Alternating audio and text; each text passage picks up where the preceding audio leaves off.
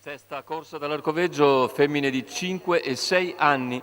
Sulla distanza del miglio, 1 Donna Granata, 2 Zosca Etoile, 3 Valdest, 4 Zeta Spritz, 5 Zaira dei Veltri, 6 Zaira DVS. I favori in chiusura per Zeta Spritz, Francesco Pettinari, numero 4 dello schieramento.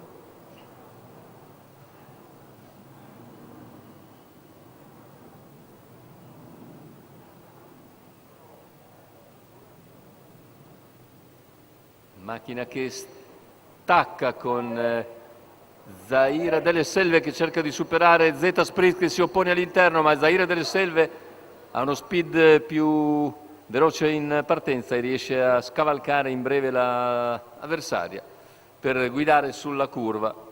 Zeta Spritz però non attende per spostare all'esterno e per andare a rilevare Zaira dei Veltri, quindi la favorita al comando dopo 300 metri di gara. Zeta Spritz su Zaira dei Veltri, terza posizione per Donna Granata, poi le altre a seguire. Il quarto iniziale in 33, Zeta Spritz conduce, Zaira dei Veltri in seconda posizione, il gruppo è chiuso da Zaira DVS. Il sestetto procede dopo 600 metri di gara con Zeta Spritz che guida, 45,7 i 600, in seconda posizione si mantiene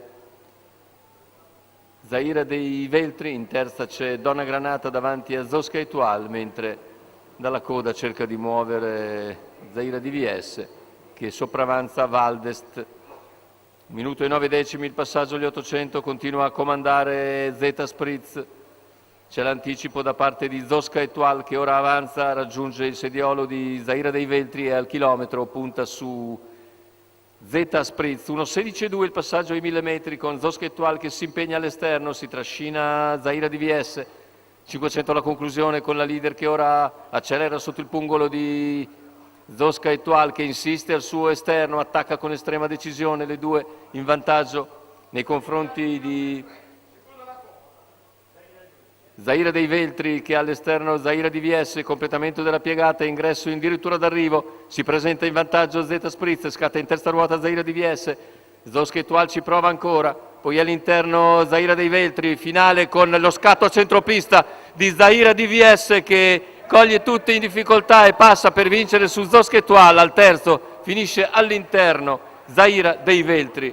Ancora Enrico Bellei a segno con Zaira DVS che con secco spunto finale piega Zosca Etoile che si sorbisce un giro finale scoperto. Zaira DVS ne segue le mosse per piegarla nettamente nelle battute conclusive e vincere sulla stessa Zosca Etoile, mentre al terzo chiude Zaira dei Veltri. Ancora Enrico Bellei dunque che coglie così un altro successo, è il terzo a seguire per il driver toscano. Noi vediamo le immagini, 6.25 l'arrivo della sesta corsa Arcoveggio.